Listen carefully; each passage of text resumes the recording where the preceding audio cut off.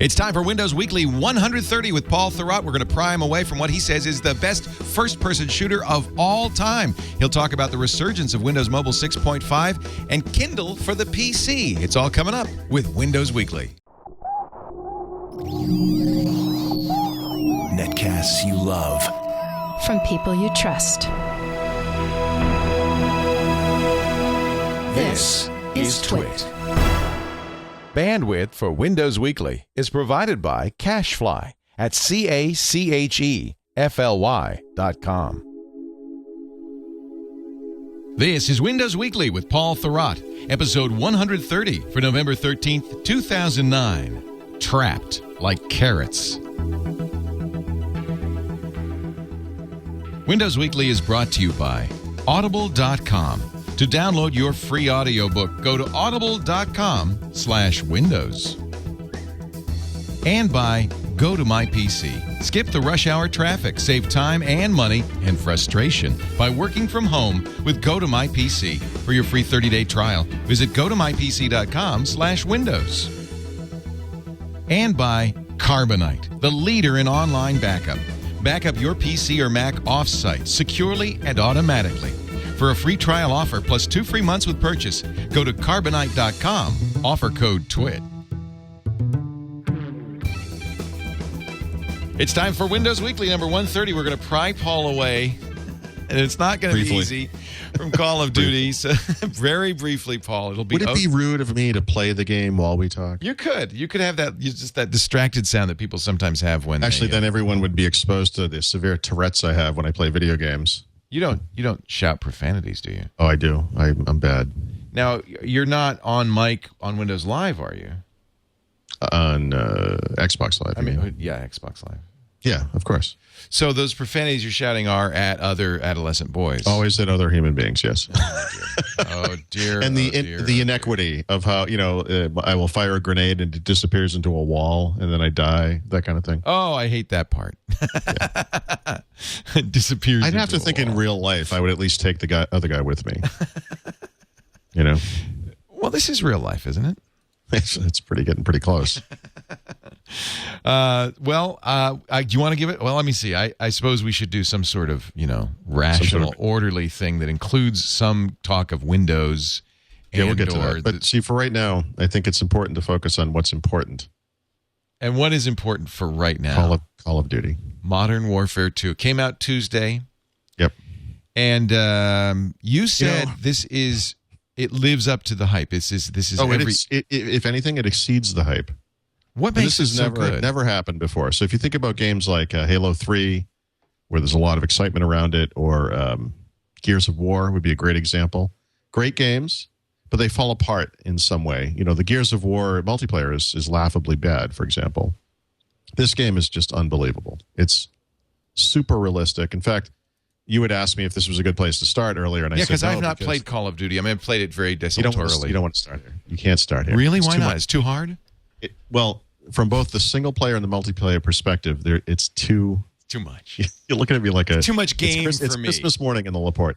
No, the single player is too intense. It's just super intense. There is an unbelievably graphic scene of terrorists killing innocent people, for example. This was kind of a story, actually, before it came out. Yeah.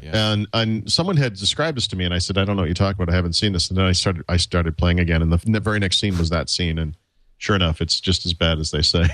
But and you're in the middle of it. You're trying to save the world in the middle of that. Yeah, I mean, consider previous Call of Duty games, most of which took place in World War II, where if you're walking through a bombed-out Berlin, this doesn't really resonate emotionally with Americans of today, right? This happened 50-plus years ago in a different country. Modern Warfare, the original Modern Warfare from 2 years ago, is a fictional story that takes place with terrorists. A lot of it takes place in Russia or the Middle East. Again, not a huge emotional attachment. But this game, because of a mistake, basically, Russia attacks the United States. They destroy Washington, D.C., a lot of it takes place in Washington, D.C., the destroyed remains of it. And it's actually kind of it's disturbing in a way that these more historical games aren't, just because of it's delivered so realistically. I mean, it's disturbing. And then on the multiplayer side, again, absolutely fantastic, almost perfect multiplayer.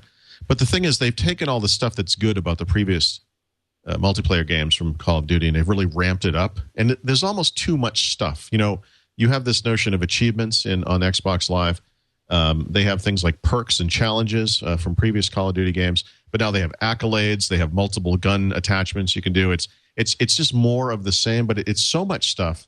It's a lot like that conversation we had about the simplicity of Apple products, and where if you look at something like the iPod today, if you've been moving forward with each iPod, you can kind of handle it. But if you were to hit the iPod Touch today for the first time, there's a lot going on there, right? I mean, all of a sudden, you're saying I can't handle the truth. You're saying I cannot. This is too much game for Leo Laporte. Yeah, I am saying that. Yeah. So. It sounds like, come on, Paul. You're still high. The endorphins are still rushing. But it sounds like what you're saying. Am I right in interpreting this as this could be the best game of the year, nay, the best game of all time? This is absolutely the best game of the year. There is no doubt about that. With the understanding that some people just don't like shooters, for me, someone who loves shooters, this is absolutely the best game ever made, ever. There's no doubt about it. Better than Halo. Better than... Way better than Halo. Wow. Way better than Halo. I'm a big fan of the previous 3, 4, whatever Call of Duty games, including the last one. I mean, I played Call of Duty 5, essentially, World at War, all year long. I mean, I did everything you can do in this game, everything. I know. I remember every time I'd call you, you were playing. Yeah, this game's better. And this prepared you as many hours that you spent. Right, and this is the type of training that you haven't had, and I hesitate to think what would become of soldier in this world. Well, what's the worst that could happen? It would just be, okay, I get blown away. You would just be made to be a Nancy. But what they do some interesting things for people who aren't very good, yes, which they haven't done in the past. So if you get killed a bunch of times I'm not very good. I would never be very good. Yeah, well, they give additional points for a lot of different things. If you break out of a bad streak, you get some additional points. They have something called kill streak. I guess they're perks or whatever they are that you can get. So if you get killed, you can drop a bomb automatically and hopefully kill the guy that killed you, that kind of thing. So they do some stuff in there to keep lesser players into the game, which I think was smart. But the big story for me though with this game was that it came out Tuesday, but of course a lot of stores do these open at midnight on Monday night type things. Did you do that? Did you get in line? I did, because my son, I also have a son who's very excited to play this game. Now, of course, after a flimsy excuse, Paul. No, this is me trying. I could have waited till the morning, but my son is all he's been talking about. He watches the YouTube videos. Him and his friends talk about it all the time. Wow. And he said to me, he's 11. Don't you think he's a little young? I mean, yes, I do. So, well, I do. So I think the online play stuff, not a problem. He doesn't have a headset. He doesn't listen. People swear and stuff. He doesn't hear any of that stuff. So he mutes people. There's no problem there. But the single player experience in this game is actually too intense. I told him. Oh, interesting. I don't want him playing single player. I just think it's too intense. Wow. I don't want him to see that stuff, and I just think it's too much. What age would you say? I don't know. Well, teens, mid-teens. I don't know. I'm sure my 15-year-old wants to play this. Yeah, I think it would be okay, unless you're an Amish person. So, or violence offends you in any way. Yeah, sure. Well, by the way, we get together monthly with this group of guys, all about my age. Right. They all bring over their Xboxes. It's the nerdiest thing I've ever heard. It is, yeah. So do you wear your jammies? None of us. Yeah, we stopped having sex years ago. This is what we have. That's right. It's all I got. This is all I got. I've been married years. It's all I got. So one of the guys is from Norway or Sweden or something, and we have been playing Halo, various versions of Halo for years, and we switched to Call of Duty. And when it got to Modern Warfare 2 years ago, he stopped playing because it was too realistic, and that was against his sensibilities. So killing the aliens was not a problem, but killing beings realistically was a problem. Right. So certainly there are people like that. But I told my son I would get this game at midnight, so that when he set his alarm to wake up early. When I wake up, Daddy, before I go to school. Yeah. Can I kill some terrorists? Well, I was afraid he was going to say, could I go with you, Oh, boy. But the next morning, he had school, and then the day after that, of course, was the holiday, so he was home. So I told him I'd get it early. And has he finished the game? Is he like... No, but he's good. Close, I'm sure. He's better than I am. Oh, yeah.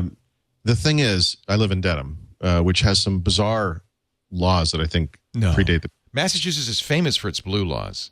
Yeah, so... You can't get meat on Sunday. You can't serve food outside. You can't serve food after midnight to go. I know. Dedham has no fast food restaurants with drive-thrus. That's not so bad. doesn't exist. Yeah. So one of the weird things about Dedham, one of the many weird things about Dedham, is a store can open early. So, on Black Friday, Best Buy can open at whatever time they open, 4 o'clock in the morning, 6 o'clock. That's no problem. But they cannot open at midnight. It's not allowed. So all these midnight events in the past, I've had to go to different towns. So I checked with Best Buy, and sure enough, the Dedham store was not going to be available at midnight. So somebody told me that GameStop would be open in Dedham, and I looked on their site, and sure enough, it said they would. But I knew I needed a plan B because it's Dedham, right? And what's really going to happen is they think they're going to open at midnight, but the police are going to put an end to it. They actually show up and say you can't open? That's what I was imagining. But what can you open at like 2? I don't know what the line is. It's probably dawn or something. Yeah, it is. It literally is. Here comes the sun. Okay, go. It's something like in the town commons. Yeah, it is like that. So, but I figured it's Dedham. What the heck? I mean, if it's not open, I'll fly down to a different town. And so I stood in line in front of this GameStop. The lights were on inside. None of the other stores had lights on. There were 25 people standing in line, whatever. And 5 past, 10 past. I called one of their other stores. They were clearly helping people at the time, and they eventually just hung up on me. So I told everyone in line, you better have a plan B because I'm out of here. And I hopped in the car and I bolted down to Brockton, which is technically, according to Google Maps, was 22 minutes away. But actually, in my case, it was closer to 14 minutes away. But anyway, the store looked like it was closed. It was Best Buy in this case. And I pulled her up to the door, and they were letting someone out. And I asked him if I could get in, and the guy asked, and he let me in, and I was like the only person there. So I think they were actually closing up. And I managed to get it. They had it. Yeah, they did, and they let me get it. So yes. Yeah. So describe that feeling. That feeling. What is that feeling when you get it? This was the feeling of I'm not going to disappoint my son. Oh. That was all that was. So. And so you had it in your hands, and you knew you'd scored. Now, did you run home from Brockton? Yeah, I drove home. No, I drove home sanely because I didn't want to get pulled over. Yeah. And then I did stay up till 4:30 in the morning playing it. At some point, my son came down, and he had the dinosaur head, and he comes down, and he's in a coma, and he says, "Did you get the game?" Dad. I said, "Yeah." And he goes, "Is that it?" I said, "Yeah." And he goes, "Is it awesome?" I said, "Yep." He goes, "All right, good night." What a moment! And then he went back to bed. Oh, what a moment! Yeah, I'll put that one on the Christmas card. That's a touching father-son moment that you'll just never forget. That's what we do in the Throt family. Is it awesome? Yeah. Yep, son. Yep. Dad, it's time to milk the cows. Yep. Tomorrow, I'm going to kill you. Dad. Tonight, I sleep. Wow. it's the togetherness in the Throt household that really moves me, I think. Yeah. No, my son is he's so good at this game, he could just run around and try to find me and just kill me, which he's done, and I find that very irritating. What, do you have a target on your chest? How does he know it's you? I don't know. He's just he's just Dad. He's like a bionic commando or something. I'm going to get you. And you can't, there's no defense. It's like, I know he's coming for me, and I can't do anything I very rarely can extract any kind of meaningful revenge on this kid in a game, I think that's probably good for a kid. There is, in every child's life, a moment when they realize their dad has feet of clay, is not the hero, the guy, the 10 feet tall guy that they thought. We try to push that back as much as we can. It's too late. Yeah, he knows you're a putz. Yeah. Yeah. So now it's available on Xbox 360, PlayStation 3, and a PC game. And somebody in the chat room said the PC game ain't so hot. No, we have to sort of step into the culture of PC gaming to understand what the complaint is here. Because if you look at the way multiplayer gaming evolved in the PC over the years, you could host your own game server. And in fact, a friend from Phoenix and I used to do this with older games. Like, we went up through all the Quake games, and he to this day may have an Unreal Tournament 3 dedicated server, So you can play the game as you would, but you can also set up a machine to have a server. It's like the game server on it. Right. And obviously the advantage of having it close by is you get better ping time, response time. Yeah. Exactly. Yeah. I didn't know how technical I could get with it. Oh, you can use that word, ping. I know I may not. There's this thing like latency. Yeah. I just didn't want to. No, I'm a noob, but I know ping. So anyway, and on the consoles, of course, you don't do that. I mean, the consoles, everything's up in the on the service or whatever. Right. So that's always the way it is in the console. So it's very clear, and if it isn't to PC guys, it should be, that the future of these kind of games is this kind of thing where you don't host the server on your own anymore. It's going to be all hosted by the company or some third-party service, whatever.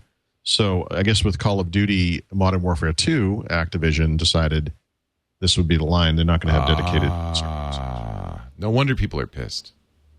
But we're talking about a really small audience of people. I mean, although I don't know. I don't know. Well, relatively speaking, I mean, within the context of the number of people who would buy this game, it's probably a weighty percentage in some ways, but it's certainly not the majority. Right. And I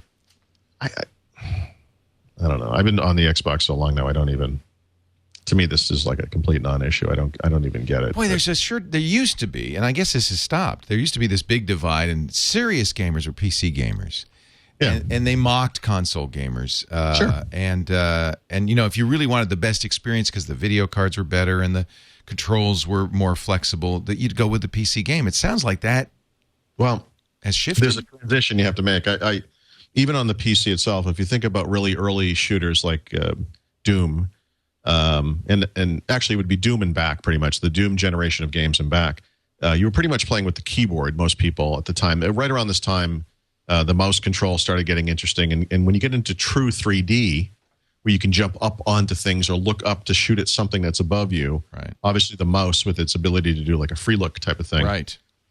Becomes important. And for me, I was as good as you could be, I think, being younger and given constraints of the system, at just playing with a keyboard. But as games got more advanced, Duke Nukem 3D and the first Quake game and so forth, you had to have the mouse to compete. And of course, one of the fun things about the PC in the early days is I can type like a madman. So I could type in-game messages. You could say stuff. People would be like, F you, and I would write in the first paragraph of a Shakespeare. Right. Right. I mean, I could type a lot. And that made you beloved. In fact, I think famous. Oh, yeah. That was the everyone loves a clown phase of my career. But the thing back then was I used to rail against these people who you could tell it was always a mouse guy. You could always tell because they would spin around instantly and nail you immediately. Right. Hated those guys. So, but once you learn how to make that work, obviously there's a certain accuracy and all that, and it's fantastic. But then when you go from that to a hand controller, in some ways you'd think it would be a step back, and it's hard because a hand controller is obviously vague, compared to a mouse. It's not as precise. But the games are engineered for that. So once I made that difficult transition, and it was actually Call of Duty 2, it was that first big shooter on the Xbox 360. Halo 2, I did Halo 2 on the Xbox, the first Xbox. Didn't really like the controller. I did the original Halo on the PC, and then later I did Halo 2 again on the PC. But actually, by the time I did Halo 2 on the PC, I think I played it with a controller. I was just so used to it. So I don't think there'll ever be a real world where we can mix console users with controllers with PC users with mice and keyboard. It's just not going to work. That's not fair. Yeah, it's not going to. But somebody in the chat room's telling me that he heard that the ratio of console game sales to PC game sales, at least in one store, was like 100 to 1. Yeah, so this wasn't always the case, but PC game sales have kind of fallen off of a cliff there. So I think from the perspective of the game makers, I read a lot of what guys like John Carmack have to say. This is a guy who almost invented the industry that I'm now enjoying every single day of my life. But, he was responsible for the Doom and Castle Wolfenstein and Quake and all that. He's working on a game, Rage, right now. But he's often opined on the different platforms that are available to him and his company to program for, and the pluses and minuses and so forth. And, he's very up on the iPhone right now, for example, but they're dedicated to the PC. But I think they also see it's it sounds like it's dying. And, I can understand because, inevitably you've got to update your drivers. Will always be you can do more on the PC, right? I mean, the Xbox 360 sits still as the PC moves forward. Although there's something about this game. I mean, the graphics are absolutely unbelievable. I mean, I didn't expect it to be that much more impressive, and it is. But obviously with the PC, you have at least the opportunity to do on-screen resolutions that are far in advance of anything possible with HD or with the Xbox 360. You can have much richer textures and more polygons and all that stuff. So The possibility exists, but this is just like Windows. The variety and vastness of this ecosystem is also the weak link, because when you program a game, it has to work on such a wide range of machines. I mean, it makes it kind of tough. And I think for a game developer, having a lockdown environment that's not changing all the time, there's they prefer some huge advantages to that. Yeah. Well, and is Call of Duty originally a console game that's ported to the PC, or is it vice versa? Yeah, the first Call of Duty game was only on the PC. Okay. The original Call of Duty. Call of Duty 2 came out on the Xbox 360 and on the PC, and possibly. Well, I'm not sure. Actually, that one, given the year it came out, probably not on other platforms.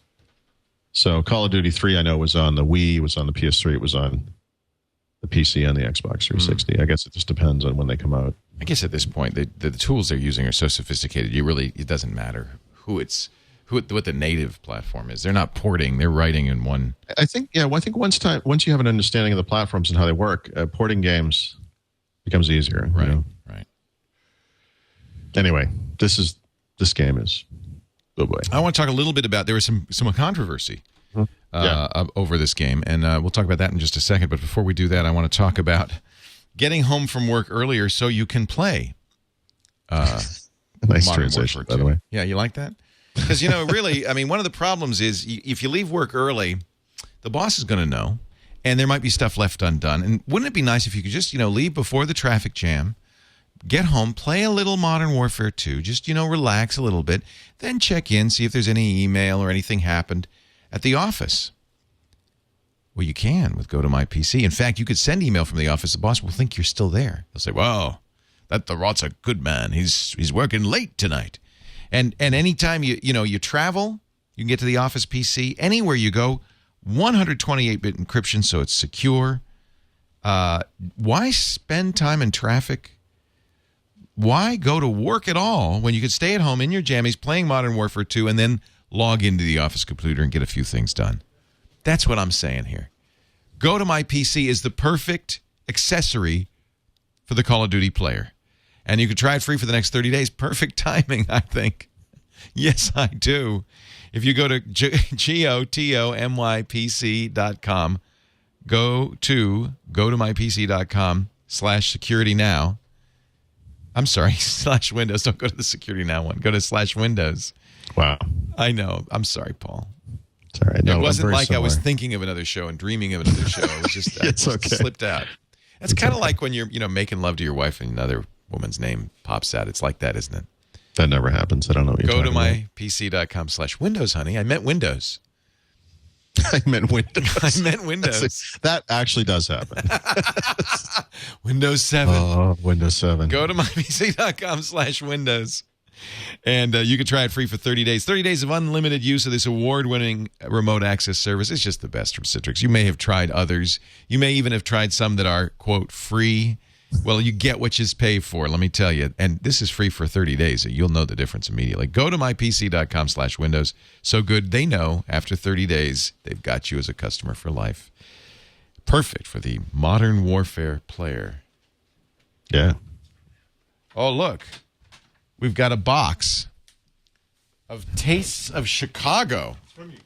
Oh, our guests in the studio today, ladies and gentlemen, are from Chicago. Okay. So did you ship me a box of Tastes from Chicago? Is that what you did here? Ron, that's very nice of you. You're welcome. This is, I think you may wish you weren't This playing. could be incredibly good or scary, depending on which part of Chicago it's from. Which part of Chicago is it from? Let's see. We'll find out. It starts with delicious Chicago popcorn from Garrett Popcorn Shops. A tradition since 1949. I like that. Oh, we got a couple of flavors here. All right. It's cold. Wait a minute. Is that popcorn or is that ice?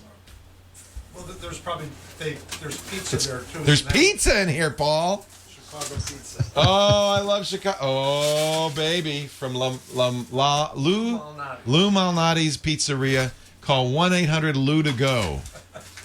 Wow, this is nice of you. Thank you. So I could have this for this is shipped cold. Let's have Lou. We probably need an oven to make this stuff. We got your spinach pizza here. Handmade, fresh from scratch. Microwave cooking is not recommended. Okay, well, I guess I'll just have to take it home tonight. Thank you. That's very nice of you. You guys can have the popcorn. This, sorry about that, Paul. This interruption sponsored by Lou Malnati's Tastes of Chicago. Paul, you feel left out? I'm in a semi-coma state now because of my lack of sleep. Lou to go. All right, well, I'm just going to have a little pizza. This is great. You can order a Chicago-style pizza. Just going to have a little shipped pizza. Anywhere. That's fantastic. That's fantastic. You keep the top because that's going to... We got to keep that cold till I get home and bake that puppy up. If your pizzas arrive frozen on arrival, 1, place your pizzas in the refrigerator and indulge within the next 24 hours. Or 2, practice some sort of self-control and place the pizza in a freezer for future consumption. No, I'm going to eat them both right away. That's very nice of you. Thank you. Wow. Man, that looks good. Oh, baby. So, I'm sorry, what were you talking about? Oh, there was a little controversy, wasn't there? Yeah. Well, 2 things happened. One, Steam was 2 days late getting the PC version out. Oh, really? Yeah. That's too bad because okay. That's going to kill you. I love Steam. I use Steam for my PC actually, gaming. that's where I'm pointing people for the software pick this week. But well. I think it's available now. Yeah, it is. It just was a little late. Okay. And the second one was much more controversial. Microsoft, there were, a bunch of people who somehow got the game early, right? Oh, I don't know. I mean, I know people were playing it early. I don't know what that means, though. Were they in Europe? Were they... I don't know. I will tell you, if you go over to the Microsoft store at the campus, they only sell Microsoft games there. So if Microsoft guys got it early, they got it directly from the company. Well, didn't they ban like a bunch of people for? Oh, it was for cheating. It wasn't for cheating, getting it early. Oh, I thought it was because they played it early. Oh no, no. I'm sorry. So this week coincidental to the release of Call of Duty, Microsoft banned somewhere between 600,000 and 1 million users who were modding their consoles in some way in order to play pirated games. And great, sounds great to me. I mean, no complaint there. And I guess there's no way to know. I how thought they you know couldn't mod the 360. I mean, I modded my original Xbox. Yeah, and my understanding is that it is much more difficult. And I'm not aware. With the Xbox, the original one, I knew all kinds of people who had modded that thing for various reasons. But with the Xbox 360, I have to say I don't know anyone who has modded an Xbox 360. In fact, these things are so unreliable, or at least had been historically, that the thought of anyone tinkering inside one of these things, I mean... That might be a reason to mod it. Yeah, right. I mean, I suppose if it had failed so many times or something, maybe that was the time to go for it. But so they're saying in my chat room that it's very easy to mod. What are you doing now? Some delicious. Oh, man, if we were only here... You could be, but you're too much of a noob to try this. This pizza, you're not ready for this pizza. This pizza is too deep dish for you. You're gonna have to work your way up, Paul. I do. Boston is more of a flat pizza kind of thing. I see what you. You're not ready for the Chicago I see pizza. Where you're going. Okay. I can't answer the Chicago pizza call. No, you're not ready. You have to work your way up. I took that maybe too personally. I took it really personally. In fact, you know what I'm doing after this show? Well, you got a ways to go, my friend. I am going over to GameStop. Yeah. And I am buying Modern Warfare 2, and I'm going home, and I'm going to play it until I find you online, Paul Thurrott. I would give anything to find you online. And then I am taking you out. Have you come across the term corpse humping before? Yes. I learned all about it last week. But actually, my we shall see who humps whom, my friend. Yes, we shall. But actually, if the death comes from me, I can assure you I'll be in an isolated location about a mile away from you with a with a sniper super high scope rifle. Yes. You're not a sniper, are you? I do a little bit of everything. Oh, I know. I think that's low. I think hand-to-hand combat is the only way to really take, because otherwise the terrorists You'll enjoy this. They've added some nice knife throwing capabilities to this one. I could do that. Yeah. What would be the best weapon for a noob like me? Actually, the very first weapon you get, I think it's an MA-1A or whatever, comes with a grenade launcher, and it's a good all-around General start purpose, really? Because usually when you start a game, the weapon you get is pretty. No, they wimpy. give you probably five weapons. But the top one is actually it's a great gun, and it goes up in capabilities as you go. So it's a good place to start. All right. He's not messing with me, is he, chat room? No, he's not like telling me something stupid. I actually went. No, I did everything but all the expert challenges in that gun already. That's the other thing. When I talk about how there's more stuff, in Call of Duty 4 and 5, you had marksman awards. You could get 1, 2, 3, and you would have to get so many kills to get each of those. But in Call of Duty Modern Warfare 2, it goes up to marksman 8. And along the way, as you go up through each marksman level, you get different capabilities for the gun. So you can see how they've dramatically expanded the possibilities for each weapon. Yeah, that's great. So you have 8 more levels of functionality. And I think what it provides is for those people, and I think this is most people who play this game, you can whip through the single-player campaign in 7-8 hours, whatever, but then you'll play this thing for the next year. So between all the gun stuff and the anticipated downloads of extra levels, over time, I mean, this is one of those things where this will just be sustained. That's exciting. They've done it. It sounds like they've really learned and done the best thing they could do, and that's really neat. It's good. So about the modders, you're saying as many as a million? That's what people are saying. I mean, I don't. Microsoft's not saying. No, Microsoft isn't saying. I forget what the quote they had. I don't know if they said a significant number or how they worded it, but it was. Let's see if I can find it. Nobody knows what the guesses are. Said, 600 to a small million. percent. Yeah, the day I wrote the story I have about this, the estimates were as high as 600,000, but now I'm seeing as many as a million. So what do you have to do to mod an Xbox? In my day, you would have to solder in a new chip. And then eventually they had a spring-loaded chip you could just clip onto it. And so it was a fairly easy thing to do. Now what do you have to do? I mean this honestly. I'm not being facetious. I have no idea what it entails. I have never come across this ever, not once in my travels. I don't know. I assume that it is, I've read it is a hardware modification, which suggests something like you just said, where you either replace a chip or attach a chip and, connect it to some open... this is what they're saying in the chat room. Mm-hmm. You take out the DVD drive, you connect it to the motherboard, and flash new firmware. So you don't really need a mod chip. Okay. You just need new firmware. That's amazing because, the Xbox original was broken almost instantly by Bunny Huang at MIT. In fact, we had Bunny on the This is the guy who wrote show. the book, too, later, right? Hacking the Xbox. And he was almost encouraged by Microsoft to do it. And I thought, that's odd. And they never prosecuted him. However, but then they did prosecute people who sold. Yeah, but you realize this ties into the conversation that you and I had with Ed last week around piracy and so forth. In the early days, piracy isn't a problem. In fact, it's a benefit because you're creating an audience for your product. But once you have dominated the market, you start going after those same people because now they're a problem. And now they represent an area of growth, right, for sales.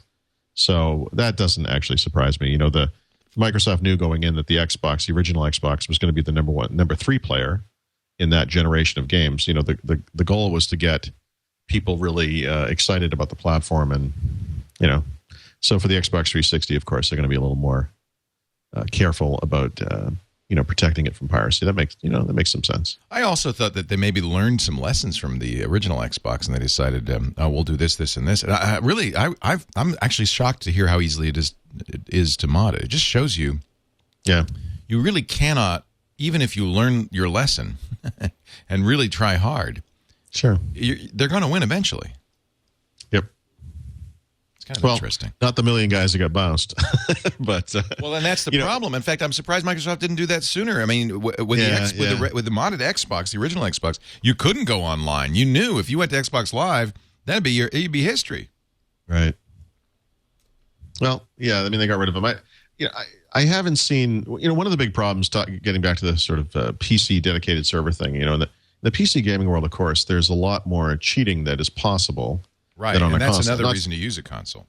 Yeah, not to say that there isn't some form of cheating occurring on consoles, I suppose. Although, again, I don't have any information about that at all. I don't know anything about cheating on the 360. I assume that it happens. In fact, every time my grenade goes through a wall and the guy when he kills me. I always wonder, okay, here we go. But yeah, I mean, it's going to be harder to do that on a PC. And I think that's one of the reasons, too, for the gaming industry in general is looking to get rid of the dedicated server thing, because obviously if you're hosting the server, you've got the code locally, you can break into it possibly or add things to it, make your own add-ons and so forth, and have special things on your server that make it easier for you and harder for others and all that. So this is a way just to level the playing field, I think. Yeah, and I think that if you allow modding, you are really saying we allow cheating. Yeah. And that's a problem. Hey, you're a little, when you go to the split screen view. Yeah, I know. It's all, okay. I know. Just check it. I just, one of these days I'm going to punch something, and it won't be a human. Right. So, you know the feeling, don't you? Yeah. Yeah. Maybe if I played Modern Warfare 2, I would be able to have an outlet for these frustrations. Or maybe it would just frustrate you more. It's kind of hard to say. It's not gonna. I'm gonna whip your ass, Paul. Right, I'm coming for you, Paul Thurrott. I welcome the challenge. What have I gotten myself into? I'll be nice. Oh no. So next item. I hate to leave Call of Duty. I do too. But it's just a temporary departure. We'll be back. But let's metaphorically bolt to Brockton and talk about Windows 7 on a netbook. What do you think now that we've had it for a little while? I think it's okay. You know what Apple did? It was kind of interesting. They updated Snow Leopard with 10.6.2, and it breaks the Atom support so that, because I guess a lot of Hackintoshes are netbooks. Right. That makes sense. Yeah. Just easy. Turn it off. One line of code. It's incredible. I think it's okay. My kids had gotten netbooks over the summer, and they were running XP at the time, of course. Really impressed by the battery life. And the machines, of course, they're small, so for my kids, they're kind of perfect. But when I was out in Seattle, I actually, my intention was to buy an Arcos-type video player. As much as I love the Zune HD or any kind of media player like that, like a iPod Touch, when you're sitting on a plane, you're watching a movie, the screen's tiny, and I of course I'm big, so I contort myself in the seat as it is. And I do this weird thing where I'm kind of holding my hand up and I'm trying to, watch the movie and your arm's in an awkward position and it falls asleep and all that stuff. And I was thinking, it would be nice to get a device that was still really light and portable, but had a bigger screen just for watching movies, that something I wouldn't necessarily notice too much if I threw it in my bag. And I went down to Fry's Electronics because, of course, they have those things in the West Coast. Your best computer buys are always at Fry's. Guaranteed. You, and I wish we had them here. I do. Oh, man, you are missing out. I know. When people come to town, Colleen brings them to Fry's. Yeah, no, it's a pilgrimage for anyone who likes this stuff. But I was looking at the stuff they had, and it was like, if you think about it, a high-end iPod Touch set you back $500, $400. The Zune HD only goes up to 32 gigs of RAM anyway. So, and you still have to deal with a small screen. And then how much battery life do you have on those things anyway? A couple of movies worth, whatever. Right. And it was actually my friend Joe who said, why don't you just buy a netbook? The tiny $350, Windows 7. It will run. But they don't have a DVD player. Oh, well, I guess if you rip. I don't need them. In fact, I never play DVDs. This stuff is all, digitally encoded anyway. So I started looking around, and it's funny. The one I ended up getting was the Windows 7 version of the netbook my kids already had. And, again, it gets fantastic battery life. It's 8-9 hours of battery life.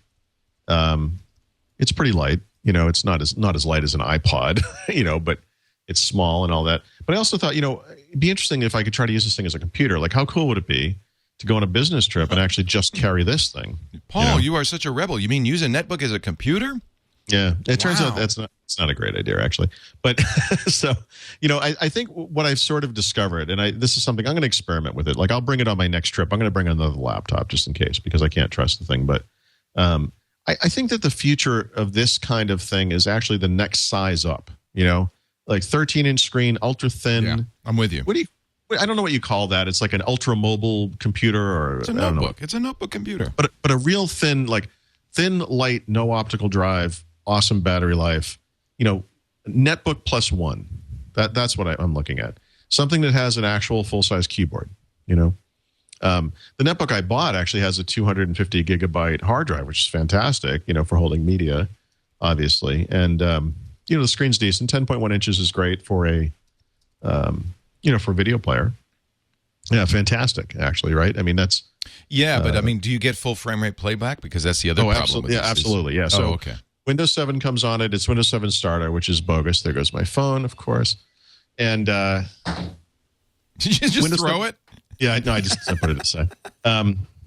Windows 7 Starter is terrible looking. I upgraded it to Windows 7 Home Premium. There were some things I needed to write about anyway. I in the sense of acquiring Windows 7 in different ways. One of the things I did was I bought an XP PC. I'm sorry, a Windows Vista-based PC. They'll be sending me the Windows 7 disk in the mail. I'm going to do that upgrade, right about that. I wanted to get one that had Windows 7 on it from the start, which this one does.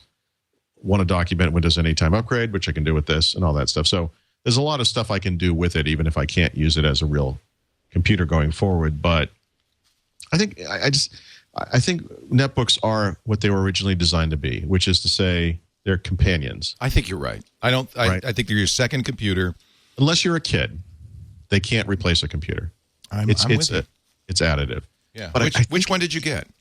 Well, it's a Toshiba NB205. Mm-hmm. Now I got a slightly bigger one, thinking the same thing you did. This is like an MSI or Asus type I got machine? the Samsung NC20, which has a 13-inch screen, beautiful screen, really. Yeah. And what's the battery life full-size like? Keyboard. Battery life's about the same as a normal netbook, which is, I'd say, 3 hours. Yeah, so it needs to have killer battery life. Should That be 8 needs hours, to be, I know. Yeah. Once it gets up into that territory. Hey, and there do you mind if I use one of these Windows 7 napkins? Because my hands have turned orange from this popcorn, and I just need to blow my nose.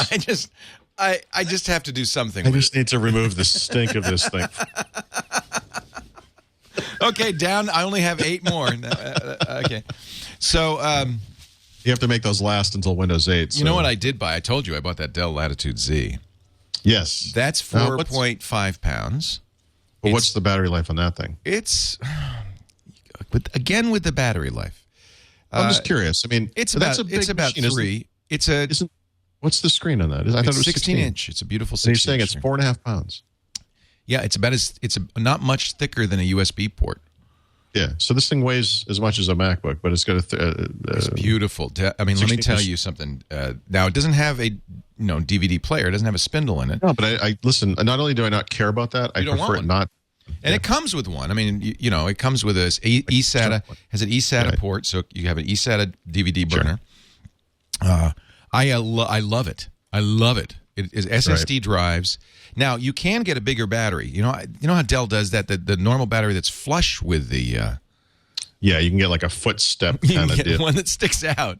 Yeah, and I'm sure that's much better. So a lot of the Lenovo machines have a removable optical drive, and one of the options you have is to put an extra battery in there. And to me, that's ideal. If it has to come with one, at least let it be removable. And then replace it with something that may be of more value to you, like a battery. Yeah. I mean, you should have 8 hours.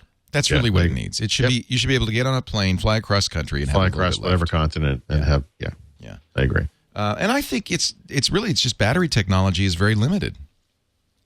It's getting there. I mean, there are enough netbooks now that get such phenomenal battery life. I have to think they've crossed over some line. I mean, it seems like it's getting there. Well, one way that Apple has done it, which is interesting, is make them not removable because that eliminates all the packaging, so you can get more cells in the same space, and they are getting better battery life on those. I don't know how they do it, but I almost imagine them pouring it into the shape of whatever irregular places are available in there, right? As the little components go up and down, they can kind of fill it in, And maybe they don't really do that, but that's sort of how I imagine it. But yeah, that's, one of those ideas when you first hear it, it sounds ludicrous. And of course, we'll have to, maybe a year or two from now when it's been proven one way or the other that this has not impacted reliability or the lifetime. The problem is it's not user replaceable. Yeah, but that's only a problem if you really need to replace it. When you have a battery that can only go 2 to 3 hours, replacing that battery is key. Right. But if that thing's going 5, 8, whatever, right. it's less important. And of course, as somebody's pointing out in the chat room, and this is very true, as we improve battery tech, whatever improvements we've made, we've also greatly increased the demand on the battery. Right. From such things as Call of Duty Modern Warfare 2. Now, wait a By the minute. way. There's no laptop. Now, okay, all right. Now, you want a laptop. Forget the battery life. Can I get a laptop that could play Modern Warfare 2? I would think so, yeah. But then it's going to weigh 12 pounds. Well, no. I mean, PC games tend to scale, Actually, that's probably what I should have made my pick this week, because you can go and buy online, I think from either Great Old Games or one of the other services, the original Call of Duty, right? Which does not have a meaningful multiplayer component in the sense that I don't recall if it has multiplayer or not, but if it does, no one's playing it. But the single-player game is fantastic. Maybe as a noob, as a pathetic loner, inept, sure, blowing oneself up with a grenade noob, I should play that, and then I'd be ready to take you on in Modern Warfare 2. Yeah, do we call, by the way, I'm talking like I'm from Chicago now. By the way, the Bears. Do we have an acronym so that I don't have to say Call of Duty Modern Warfare 2? Is it like MW2? Is it COD MW2? Right. Most people just say Modern Warfare 2. It's often written as just MW2, yeah. Can we say COD MW2? I don't think we should, I don't want to be disrespectful to all the people that died in fake wars that I played online. All those phony deaths. Just how about if we just call it the game? The game. So, by the way, I looking it up. Direct2 Drive has the original Call of Duty. By the way, great game. Still a great game. It's $20, not $10. But you think Steam would have that? Yeah, well, I don't think they do, but I will check that. It would be really cool. I mean, that's what you want. Direct2drive.com is the site Paul is referring to. Let's see, Call of Duty on... Yeah, they do. I'm sorry. Yep, Steam does have it. Steam has it too, same price. Okay, so I'm going to get it on And by Steam. the way, looking at the score, Call of Duty Modern Warfare 2, Metascore is 90. The original Call of Duty, 91. Even a little better than the best game of all time. I wouldn't go there personally, but that's what it says. Modern Call of Duty World at War, the previous one, 83, and then Call of Duty 4 Modern Warfare, 92. Call of Duty 4 Modern Warfare wouldn't be a bad place to start, by the way, because you can play it on the console. People are still playing it online. It's still a big deal, and it's it's the basis for the new one, so it's very similar. Yeah, a little less complex. Steam is the way to go, though, right? Steam is the way to go for everything. If I'm going to buy it on the Steam. PC. Well, I would say this. Actually, Great Old Games is also a good choice. GOG. Yeah. But is there a Magog? Ancient Great Old Games. Yeah. All right, let's move on because really this subject it begins to tire me.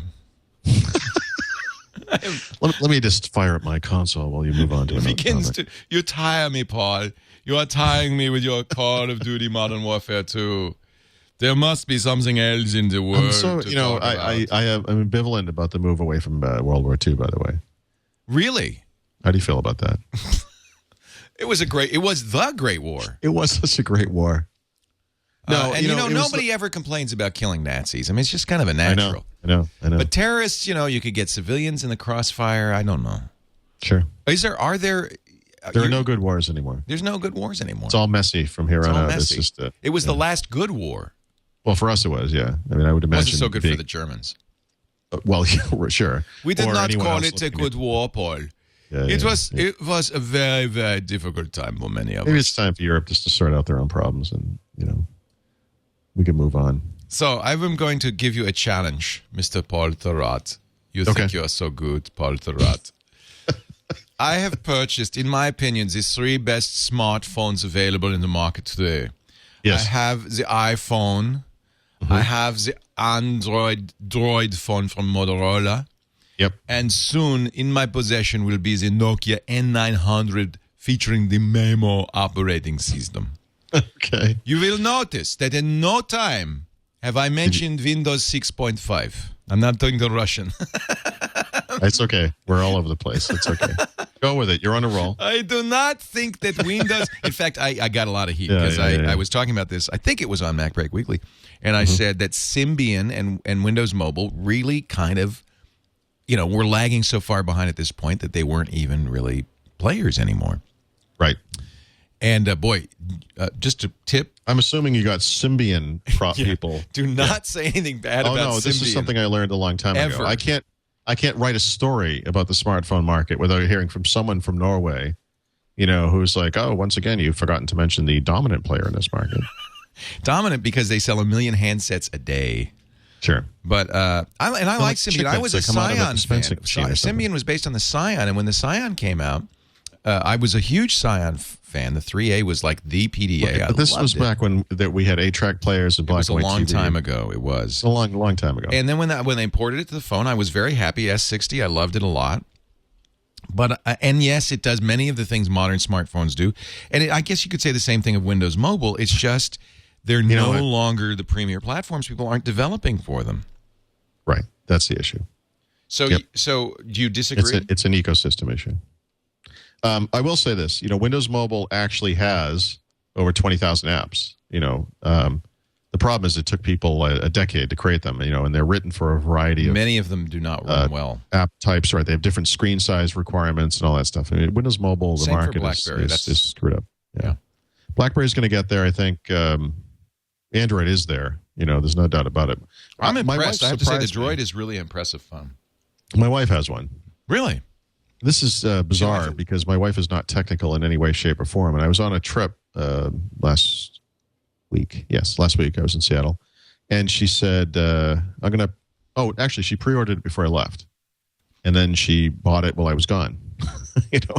Okay. She's never owned a smartphone. In fact, the woman at the Verizon store treated her like an elderly woman because her phone was so ancient that she assumed my wife had no idea at all what was going on.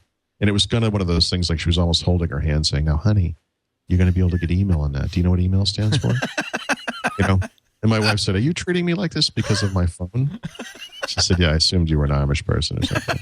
I mean, it's funny, but she loves it. And having used it, it's unpolished, right? I mean, if you compare it to an iPhone, it's unpolished, but you can see everything is there, right? It has all the pieces, all the right apps, all the, it's there. And I think Android is going to be one of those big platforms. It's getting, the Droid moves it so much closer to that. Yeah. But I don't think we can discount RIM or Windows Mobile, actually. No, I would never count out BlackBerry, but Windows Mobile, really? Yeah. So Windows Mobile's in a tough spot right now because they're sort of like the Zune. They don't get any respect. People don't understand that this thing already does stuff that other phones do as well, and whatever.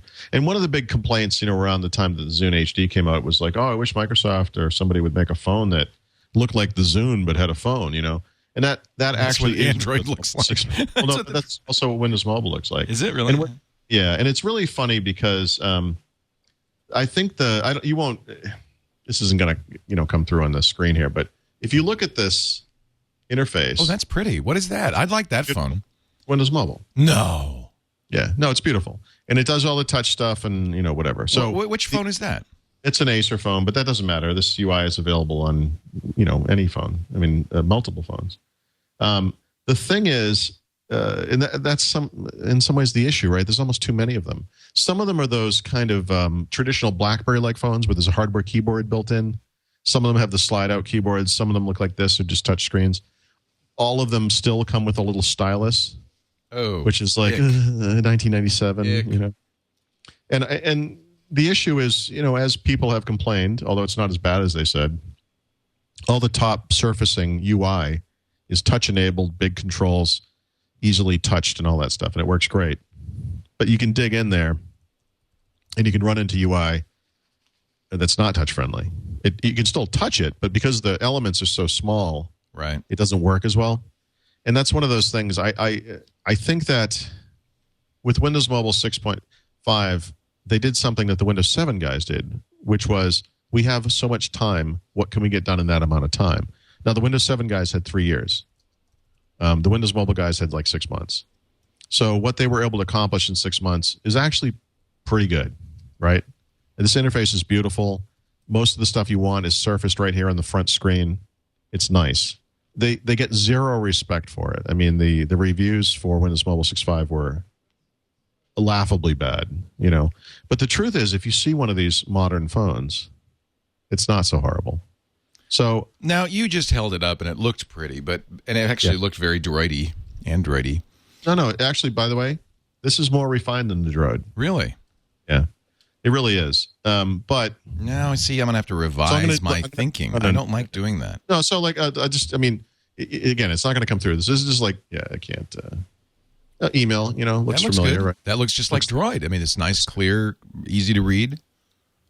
Yes, touch and all that stuff. But the thing is, you know, as you get in, I'd have to go look now, you know, and try to find it. But if you get into the some of the interfaces, maybe I'll try to find one. You know, you don't have to go too far before you find one that's you know, old-fashioned looking. So let me see if I can just find a. That is really in the application space that really hurts BlackBerry and Windows Mobile. Is many of the applications were designed for different screens, some black and white. You know, I mean, you can download an app and it just looks 320 by 240. You know, like, ugh, you know, it's terrible. So they have some work to do. But you know, when I look at the iPhone and I think, okay, you have access to tens of thousands, hundreds of thousands of apps now. But how many do I really have on there? How many do I actually use? You know, and which ones do I use? Right, I use a Twitter client, I use a Facebook client. The Facebook client on Windows Mobile is identical, by the way, as is the one on the Droid, right? Same thing. It is. It's the same client. Well, by the way, so you've seen it then, because it looks just like that on Windows Mobile. Okay. There's a crossword puzzle app I like to use, you know, for killing the time, that kind of thing. Obviously, I play music and video. That's, I don't know, we're kind of. I'm gonna have to reassess. I'm gonna have to think again. I hate. No, I'm not saying you're wrong. I'm just. I think that what you're saying is right, because part of the issue that Windows Mobile has is something Vista had, which was perception. And perception is hard to overcome, because it doesn't matter if this thing is actually decent if nobody knows about that or cares. Right. So moving forward, I think Microsoft is on a precipice. I mean, I think that if they don't get the next one right, they're done. And and a lot of that is unfortunately perception, but they also have to build excitement. You know, like Windows 7 is the next version of Windows Vista, but they're able to parlay it into this really exciting thing. I actually have an idea. Mm-hmm. Windows Mobile napkins. Right. You send them out. You could have a launch party. Right, and you could market it as "wash the filthy taste of Windows Mobile off of your lips." Also works well with Garrett popcorn. There you go. All right. So, that's all. I buy that. I buy it. I'm with you. I'm 100% with you. Okay. No, you know, it happens all the time in technology that perception is reality, and a great product can get ignored, or you know, people make I wouldn't get crazy. Windows Mobile is. It's not great. Good. It's good. Okay. It's not as bad. The point is, that could be a campaign. We were sold that this thing was the most awful piece of crap ever made. Windows Mobile. It's not as bad as you thought it might be. It's not as craptacular as you were told. Right. Yeah. It doesn't suck as bad as you thought. Yeah. We could put that on the napkin. It'll fit. It will fit. It's a big napkin. It actually expands into a larger. Yeah, it does. It could be you unfold it, and then there's additional messages. And actually, when you folded it up, the only thing that you would see was the word "suck." You're good, because you have to think about that, because there will be some wag who will refold the napkin. Well, actually, it will be like the Mad Magazine back page. Exactly. Where you would fold it, right? And we could make something funny out of that. Hey, I want to talk about Carbonite, and then we're going to talk about Bing, Windows Live. We've got your tip of the week, your pick of the week. We got a lot of great stuff still to come on the show, folks. So stick around. But Carbonite is a backup solution that a lot of people need to know about. Not judging by the number of calls I get on the radio show every single week from somebody saying, "I lost all my pictures. Oh, my email's gone. Oh," people do not back up, and I know why. I actually really do know why. You have to remember to do it, you know. And the thing about Carbonite that's so cool is it's automatic. You go right now to carbonite.com. Use the offer code TWIT. You'll get 2 free weeks. You don't even need to give them a credit card. And it immediately starts backing up. By the way, it uses your internet connection. It's careful. I mean, it watches what you're doing, and if you're using it, it throttles back. In fact, it even has a little setting that says, you know, go faster, or no, please, you know, be cool. I don't think they call it please be cool, but it's that idea of don't use up my bandwidth. It's very smart about that. But then your stuff is being backed up all the time automatically without your thinking it. All the irreplaceable files, the financial documents, the photos, the music. And it's a good kind of backup. A lot of times people say, well, I'm backed up. I got a hard drive right next to my computer. That's not it, because if you have something horrible, a fire or a flood, and you're going to lose the backup too. So this is backed up onto the internet where it is safe. It's encrypted before it leaves your computer, and then they use SSL, so it's encrypted on the way. And here's the thing I really like. Unlimited backup for less than $5 a month. One flat rate backup is anything that's on your computer for $54.95 a year. You can recover files with a few clicks from any computer. You just log on to your Carbonite account. Try it free for a couple of weeks just to get an idea. Go to Carbonite.com. Offer code is TWIT. If you do that, if you do the 15-day trial with my offer code, you'll get 60 days free when you decide to buy. Carbonite, Carbonite.com. It's backup done right. Hey, so this just in. How many apps are there on the iTunes App Store? Over 100,000. Okay. So Microsoft just made the Windows Mobile Marketplace available for browsing from the web on a PC. Uh-huh. And there are at least 350 apps in this thing. So I'm not really clear on what the complaints are. Because 350? Yeah. 300, like 350. Not 350,000, 350. Right. Okay, well, that's quite a few. It's more than several. Let's put it this way. Okay. If it's the 350 apps you need, that's all, you're done. Right. Well, there is some argument to be made about, when you walk into a supermarket and there are 137 different kinds of Italian dressing. Right. And, that's confusing. Yeah. So Microsoft is really about simplicity, is what I'm saying. There you go. I mean, we can fit that on the napkin, too. Fewer apps to make it easier for you. Simplicity. Windows Mobile 6.5. Will they do a Windows Mobile 7 so that then they'll be version compatible and then they can just stay in lockstep? I would hope so, yeah. They are doing Why a not? Windows Mobile 7, yeah. But this 6.5 is pretty new. It's not bad. Bing is at 2.0. I mean, I don't think people keep track of version numbers for search results, but search engines, but Bing is 2.0, right? Yeah. I'm curious about how they're doing this. Microsoft has been very aggressive this year about upgrading Bing over time. They added that visual search feature a couple of months ago, and now they're adding Wolfram Alpha data in their search results. And I guess this is good for such exciting things as complex math, but more importantly for things like especially health issues, where you want to compare things where you could find the nutritional label for one food item and compare it to another, but looking at those things, it's not really obvious how they compare. Yeah, no. But you can ask it things like, which fruit is healthier, or which fruit has more, vitamins or vitamin C or whatever. I guess it excels at this kind of thing, BMI calculations and all that stuff. So, how do you know? I'm looking at Wolfram Bing right now. How do you know whether you're getting a Wolfram Alpha result? Is there like a button? Yeah. I was trying this today, and honestly, I don't think I was getting any. In fact, I noticed if you do, if you type in BMI, for example. Yeah. Actually, it's changed, so maybe they are doing something. See, I typed in 100 moles because a mole is a molecular unit. Yeah. And it gave you a organic skin mole treatment. Yeah, Moles, so it's rolling out over the next couple of days. I think is the official the official way to say that. Yeah. And apparently in the U.S. only, sadly. The thing that I clicked on when I did the BMI one, the very first one was it used metric measurements, which I found vaguely irritating. So yeah, it's not there yet. So it's something that's going to be implemented over the next couple of days, I guess. Yeah, I would love to see, some sort of button. But this is interesting. This is Microsoft's strategy here, which is to incorporate, for instance, they did a deal with Twitter. They did a deal with Facebook. Mm-hmm. So I think that there's an opportunity. Somebody said, and I thought this was very interesting. Mm-hmm. Actually, it was Jason Calacanis who said this. Remember Rupert Murdoch is so mad at Google that he says, we're going to take all our search results off Google. He may find that people are excited by that. Really? You promise?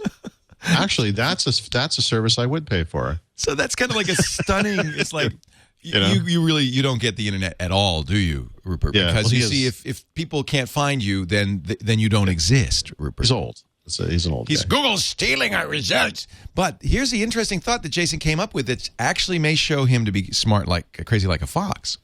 Okay. What if he said, we're going to pull them off of Google, but we're going to sell them to Microsoft?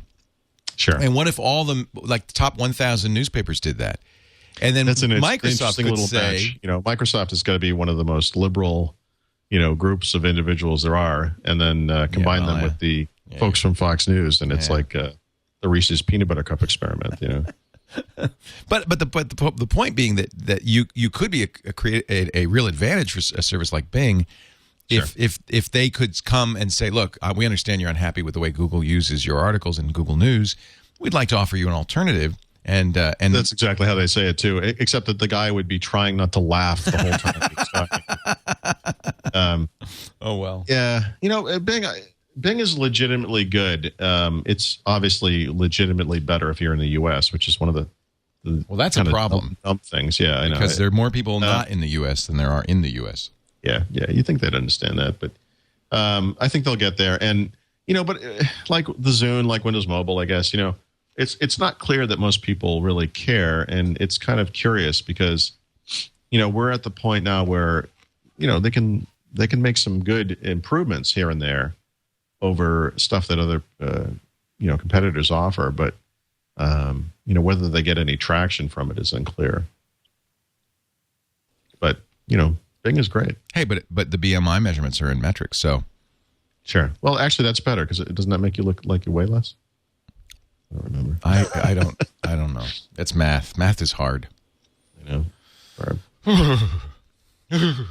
along. Windows Live has YouTube. Wait a minute. Now, speaking of Google and Microsoft in an unholy alliance. Yeah, deals with the devil. So, Microsoft decided they're not going to try to turn Windows Live into a social network, right? Because that would just fail miserably. But what they're allowing people on Windows Live to do is aggregate content from social networks and from other sites around the internet. So if you're on Flickr, for example, and you post something to Flickr, your Windows Live feed will update with that information. If you post to Twitter, ditto, Facebook, and now YouTube. So they've been adding these new content partners over time. And it's actually kind of an interesting strategy because as good as something like if you're really into Facebook, you can add stuff to Facebook, but it's a little ponderous and there's kind of a limited set of what's available. And what they've decided to try to do with with Windows Live is kind of make it the center of this stuff. In other words, you join all these other sites and now you can aggregate them all in one place. And over time, as they've been adding more and more of these content providers, some of them are pretty valuable. Obviously, YouTube is a good example of one that is interesting very thing valuable. happened to me. I just went to live.com, and of course I got Bing. You went to live.com and you got Bing. And I got Bing. And then it said, your access to the Bing homepage from live.com will stop soon. To avoid interruptions, start using bing.com. That's interesting. So what you want to do, I guess, is go to home.live.com. So you could go. Okay. You'd think going to live.com would kind of work. Well, actually, I'm wondering if it's because you're not signed in. So let me test that right now. Yeah, I'm not signed in. No, you're right. I'm not signed. Well, wait a minute, though. I went to home.live.com and I was already signed in. I think this is part of an effort to push Bing, But if you go to home.live.com, you can see what you see is not, obviously your own stuff, but you see what other people have, that are on your social network or your Windows Live network have posted wherever they have done it, whatever they've configured. So, for example, I am connected with Ed Bot, for example, or through Windows Live, but he's updated Twitter, and I see that on my home.live page. I like that. I guess I just don't have enough friends on here. Yeah. I need some more friends. Well, they have to be friends through Live. Windows Live, yeah. But it's interesting. I mean, it's if you think about it, obviously you might go to Facebook or Twitter or whatever, make posts and do that kind of thing. If people are connected with you over Windows Live, they'll see all that stuff automatically. I now have 3 more friends. I just added 3 friends. Neat. Yeah. Oh, look, and I can find sexy local singles. Maybe these people will be my friends. Katie Fun 789. Yeah, so I pay for Hotmail Plus. Yeah, or whatever. I know. We've talked about this before. And I don't get those ads. You don't get these ads. But I've configured my Windows Live. They put ads right in the stream, don't they? Oh no, that's my mail. It's on the side there. Yeah. Where's the So if I look at people profile, how would I? What do you want to do? I just want what you said, Twitter updates or something. Okay. So click on profile. This is for you. Now, this is for you. So in other words, this is the stuff that you'll expose via Windows Live. Oh, yeah. So if you go to profile, yeah, and then on the left, it says web activities on the bottom. Yeah. Here we go. So click add. add. Okay. Yeah, so what I have on there is a blog. It's probably a Supersite blog. I've got Facebook, Flickr, Twitter, and the Zune. Perfect. So I'm going to add my Facebook. Oh, this is great. Yeah, and they have if you look at this list, it's actually pretty incredible. I mean, there's a bunch of stuff I've never heard of course, but there's also stuff you have heard of, like Dig and Flickr, Hulu, all kinds of stuff. It just goes on and on. And is Geekbook on here? Geekbook.com? No. I do not. I don't see it. Unfortunately not. Sorry about that. That's the one I want to join.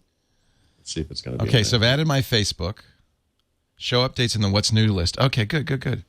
Okay, so now I could add Twitter, and I see. So I hadn't finished my setup, is what happened. Sure. And there's a bunch of stuff coming down the road. Like Amazon's going to be added to this soon. Bebo. There's a lot of. You're right. There are a ton of them. Yeah. So they're always adding more. So kind of like with Bing, they're over time they're improving it. So this is where they added the YouTube. So I could add my YouTube social graph. Yeah. So if you post stuff to YouTube, right, it appears here, and then people who connect with you over Windows Live can see that stuff as well. Obviously, the major social networks, Facebook and MySpace, have ways to do something like this. But I think what Microsoft is trying to do is bring everything together into one place. Because this is really the type of thing where you set it up once and then you stop looking at it. You're done. And but if it's your homepage, it would actually be very useful. Right, because this is a great place to see what's going on with your friends, all in one location. Of course, they have to be using Windows Live for that to be. It seems a little kiddie, like, well, maybe not kiddie. I don't know. No, you know what it is. I understand what you're saying, because what it's designed for normal people, right? Oh, normal people. Yeah, there's none of the geek networks that I expect. Well, no, I mean, there is a little bit of a step, I think, for some of these social networking sites even. It's not AOL anymore. I mean, it requires some stuff. One of the I've heard this from more than one person. People that I've known for years, they finally get on Facebook and you're talking to them and, they'll say something like, wait, you mean I can turn off those notifications? Or, they really have no idea, that there's all this junk, that you get through these sites. So you just forget. You forget what it's like to be a normal person. They just put up with it. They don't get it, There's also a lot of international stuff here, and that's the other thing I'm seeing. Right. That's kind of interesting. Wow. Well, I'm going to add. Where's Twitter? Oh, there's my TripIt. That's good. All right, I'm going to add a few things on here. That's cool. That's really neat. Let us get to your tip of the week and your software pick of the week, so we can wrap this thing up. Okay. But before we do, I want to mention Audible.com, our great friends at Audible who do the audiobooks that you know and love. And Paul and I are big Audible fans. We listen to a lot of audiobooks. Looking for a new one. Just finished my most recent book. So I bet you Paul has a...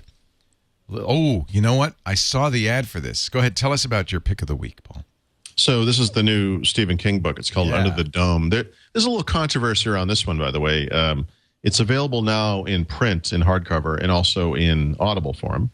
But the Kindle version is being delayed until December. Really? And I guess they're doing this with a lot of books because, they make less money per Kindle copy, and they're trying to maximize the profits right up front. And, the funny thing there, I guess, in a way, is that the bookstore, the big booksellers, which aren't actually bookstores, Amazon.com, Walmart, and I want to say Target, if I'm not mistaken, are all have it go in a price war. So this is one of the books you can actually buy for $9. Oh, Walmart and Amazon are fighting it out. That's right. Yeah. But here's the thing: if you've ever seen the physical copy of this book, this thing is 1,000 pages long. It weighs as much as a computer. I mean, it's like this humongous book. And I saw an interview with him where he was saying, and it's funny, I've read almost everything Stephen King's written, and I'm a fan. I'm a huge fan. I love his stuff. Yeah. I think he's underrated. But, he said, I really write two kinds of books. And he said, some of them are these huge tapestries like this book where it's many, many characters taking place over a long period of time, a very involved story. And then some of the other ones are real character studies where it's 1, 2, or 3 people and it takes place in a very specific area, and that's it. And but he said this is the other one. This is the this is the big one, and it's funny because I think it's been a while since he's written a stand type of book, and it does have it seems to have that sort of quality to it. But the other thing I read about this that I thought was really funny was it has the this is a story he's been working on since 1976 apparently. Yeah, I'm not surprised. He hasn't been writing it straight through, but he's come back to it again and again. But it literally is about a town that finds itself sealed off from the rest of the world by a dome, and of course then the Lord of the Flies breaks out. But of course that was the plot to the Simpsons movie, right, from a couple years. That's right. And this guy, I think it was in the New York Times, he had a great quote from the movie where Moses says, "We've been trapped like rats," and the guy from the EPA says, "No, you haven't been trapped like rats. Rats would never be trapped this easily. You were trapped like carrots." That was such a beautiful, beautiful line. Trapped like carrots. You're not going to say that when you shoot me in Modern Warfare 2, are you? You were trapped like a carrot. You were trapped like a hello carrot. So anyway, I think the Stephen King book is likely not a comedy. I do have it. I'm still going through that Ken Auletta book that I recommended last week, Googled, which, by the way, if you're looking for a good business book, with a computer industry topic, that book is fantastic. It's absolutely engrossing. I love it. I can't keep up. Yeah, I know. We do. I think on these shows we do 10 recommendations a week. And the nice thing, I don't know how you could possibly right. So fortunately, for the past couple of months, I've been traveling a lot. I'm going to Los Angeles on Sunday. It's great for airplane travel. It's going to be a good opportunity. Lifesaver for airplanes. Yeah, but I can tell you what I won't be carrying on the plane is that 1,000-page printed version of the book. That's ridiculous. There you go. That's a good point. This fits right on your Zune or your iPhone or your Sansa or your iRiver. Under the Dome, a novel, 34 and a half hours. Dun, Stephen dun, King's latest. dun. I have to see if it's one credit because sometimes these giant books are 2 credits. Oh, that's a good point. Let me add it to my cart, along with all the other books that I'm buying. It'll be 37 credits. No, 1 credit. I don't know how they do that. Yeah, it's amazing. 1 credit. So that means you can get it for free right now. Go to audible.com/windows and sign up for the gold account. Now, that's a book a month, which you'll find quickly is not enough, but we'll get you started. We'll get you started easy. And, hey, your first one's free. Yeah. And, by the way, you get to keep it, even if you decide to cancel it at any time. I think this would be, why not get 35 hours for your free credit? Audible.com/windows. Yeah, and this is like 5 cross-country flights worth of content. Oh, that's so great. You know, Andy Anatko recommended the Sammy Davis Jr. biography, which is like 20 hours. So now I've got, see, this is why I can't keep up. You need to go to Asia again. Can you listen to audiobooks while you're playing Modern Warfare 2 with that? Yes. Yes, you can. And then you'd be caught like a carrot. Trapped like a carrot. Like a carrot, my friend. See, if I was playing PC games now and could type messages to people, that's what I'd be typing. Caught like a carrot.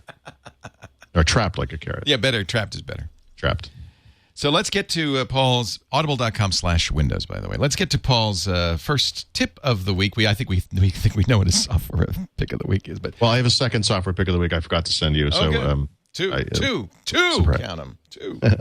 The tip of the week is that is actually, I guess it's a Zune tip of the week. If you have a Zune HD player, and you should, they've upgraded the firmware to version 4.3, which doesn't appear to add anything, but now you can also go to the Zune Marketplace and download 5 new games, as well as one other application, Piano, some of which are in 3D. Ooh. So the Zoom HD firmware update added that 3D capability that back when they announced the player, they said we'd have 3D games.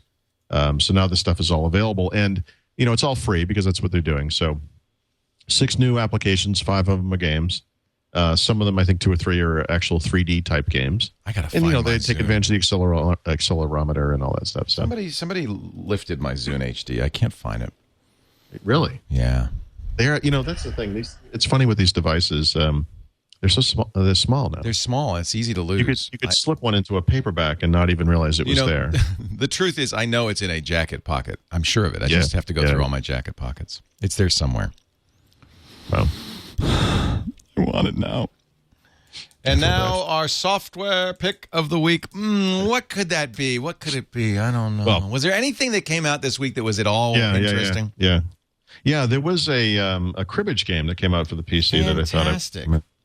No, actually, so it's expensive. Obviously we try to go with the free stuff typically, but Call of Duty Modern Warfare 2, absolutely fantastic. Even with the supposed limitation of no dedicated server, absolutely amazing. You can get that on Steam at steampower.com. Definitely the best game of the year. But also the one I forgot to mention, the second software pick, and this is a freebie, is Kindle for the PC. Right, Amazon's ebook reader is now available for the PC. So there's obviously dedicated Kindle devices. You can get it on the iPhone, and now you can get it on the PC. And if you have a Windows 7 PC with touch, you can flick the pages. It'd be just like having a real Kindle. Yeah, it's really neat. It's actually better than having a real Kindle because it's like having a real book. You can flick them. It's touch enabled. And this is from Amazon that you get this? Yep. Free? Yep.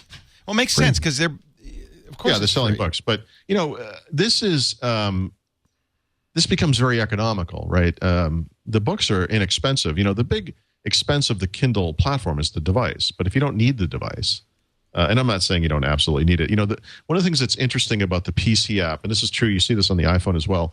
The quality of the text actually varies book to book, and I'm not quite sure how to explain that, but it's not. You would think that this would be sort of centralized, that the text output would be a capability of the player, but it's not.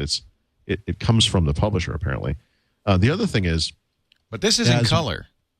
Well, that was true of the iPhone app as well, so that's not actually new. Yeah, but some books do have color photos and illustrations. And one of the ones I noticed this probably 6 months ago or so on the iPhone. I was standing in line, synced the thing down with the book I was reading, started flicking through it, and oh my God, look, the pictures are in color. I didn't even know that. So it's another benefit of the PC platform. So if you want to read some of the books that maybe didn't make sense on the Kindle before, once you add color to the equation, it actually makes some sense.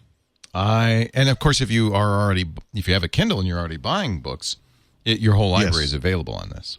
Anytime, yep, on demand.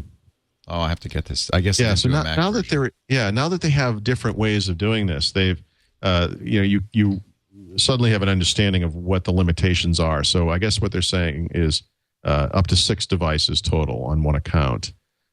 So I have 2 Kindle devices. My wife has one. I have an iPhone, and now I have my lap with a tablet PC. So I guess that's 4. Yeah, 4 devices. But unlike some other schemes, it's very easy right through their web interface. You can remove devices, right? Anytime. So 6 is fair. What's nice is I could get one for Jennifer, and of course she reads different kinds of books than I read. I don't think she really want to read Python for Dummies or something. Yes, and now that my wife is buying books on the Amazon Kindle, of course, I will browse the App Store, and you're kind of flicking through the story of the books, and you're like, what? Huh? What is this? What is this? Tales of a Geisha or whatever. Yeah, that's a good book. I recommend that. Whatever it is, I don't know. So, yeah, it's like going to a real bookstore. Not everything is for you. This book is not for you. So she likes her droid. I have no explanation for this. Like I said, my wife is not technical, and I'm not exaggerating when I say that. She just doesn't care. How she can actually, it's funny. You've seen the droid TV shows, the droid commercials. They're like little TV shows to me because I'm short attention span theater here. A whole minute, but they're like a whole. I know I could barely stay awake. But you've seen the one with the stealth fighter where they drop the. Yeah, I thought it was a sci-fi movie. I thought, oh wow, this is great. The next Cloverfield 2 is coming. Right, and I was skipping through the commercials, and that one came up, and I stopped it. And I said, "Hey, by the way, I assume you've seen this. This is a droid commercial." And she says, "No, I don't pay attention to stuff." She says, "If I had seen this ad, I never would have bought this thing." Yeah, they make it the scary phone. It's the horror phone. I don't understand confused. that. And when you turn it on, the red eye of Sauron appears. Exactly. It's like they're selling it to nerdy guys, who for some reason need to feel powerful or something. Oh, it does make me feel powerful. Yeah, apparently it's empowering her as well. I'm a little disturbed by it. Uh-oh, she's turning into a nerdy guy. That's not good, Paul. No, it's not good. We'll see how my wife, the nerdy guy. The nerd, yeah, I married a nerdy dude. I think that I'm excited about it just because it's open. I really have high hopes for this thing. But I'm gonna get a Windows mobile phone now, just because you. No, Android is real. I looking at it. I think it's real. I didn't know if it was real with a G1. Yeah, no, it's real. Yep, this is the real thing. They have everything you need. They always will. It could stand to be a little more refined, I guess. here and there. But, the quality of the text is good. This on the Droid, especially, the screen size is great. It's nice. Yeah, I'm very happy with it. I love the screen. Yeah. All right, dude. I'm going to let you go because I have a feeling you've got a date with a sniper rifle. I have to answer the call of duty. So do you complete it? Is it like a mission-based thing? Yeah, you can complete the single player, and then multiplayer never ends. Of course, never ends. Are you playing the multiplayer? Are you going through the? Yeah, I'm doing both. I'm still going back and forth. This is something I didn't do in the past. In the past, I always did single player first, completed it, started multiplayer, but then what I found was all my friends were well ahead of me, and I had to catch up this time. We're not messing around, Leo. They're not catching up this time. It's not going to happen. So sad. If I have to stay up all weekend, I will. I'm going to come and get you, Paul.